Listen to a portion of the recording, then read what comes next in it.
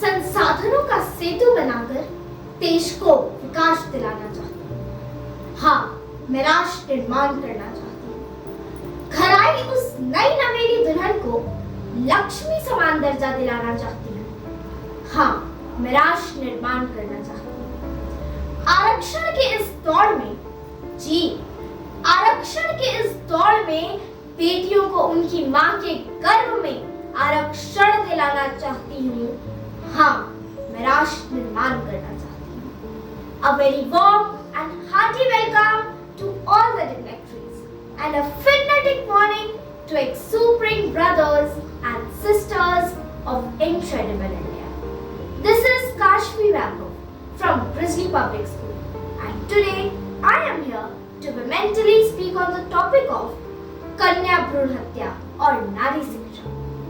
कहते हैं जहाँ नारियों की पूजा होती है वहाँ देवताओं का वास होता है। जी हाँ श्रीमन, जिस देश में गाय को माता मानकर पूजा की जाती है उसी देश में कन्या भ्रूण हत्या जैसे जघन्य अपराध भी हो रहे हैं।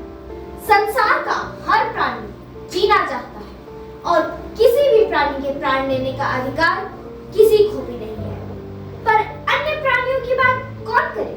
आज तो बेटियों की जिंदगी कोख में ही छीनी जा रही है। मानव ने अपनी स्वार्थों की पूर्ति के लिए स्त्रियों के साथ अन्याय कर पुरुषों की तुलना में उनकी संख्या घटाने का अमानवीय कार्य भी किया है।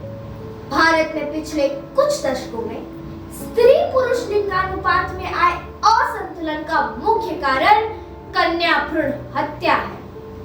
भारतीय समाज में यह अवधारणा रही है कि वंश पुरुषों से ही चलता है, महिला से नहीं। इसलिए सभी लोग पुत्र की चाह रखते हैं एवं पुत्री की तुलना में अधिक लाड प्यार देते हैं। मैं माताओं से पूछना चाहती हूँ कि यदि बेटी नहीं पैदा होगी तो बहू कहाँ से लाएंगे? वे ये भूल जाते हैं कि कल्पना चावला हो या सुनीता विलियम, हेमा दास हो या साइना नेहवाल, इंदिरा गांधी हो या सावित्रीबाई फुले, मैरी कॉम हो या पीटी उषा, सभी ने अपने अपने क्षेत्रों में भारत ही नहीं बल्कि पूरे विश्व को गौरवान्वित किया है।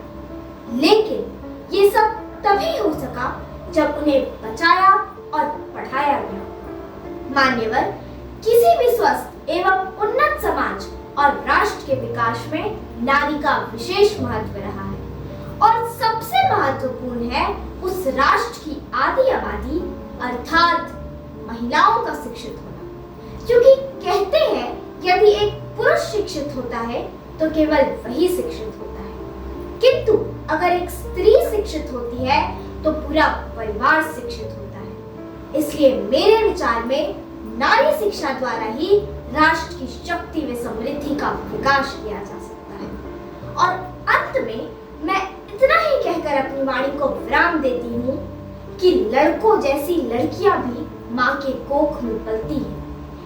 लड़कों जैसी लड़कियां भी माँ के कोख में पलती हैं। आंखें उनकी लड़कों जैसी पैदा होते खुलती हैं। सांस उनकी बेदर्दी से कोख में रोकी जाती है। उनको हक है जीने का, वो भी जीना चाहती है। उनको हक है जीने का, वो भी जीना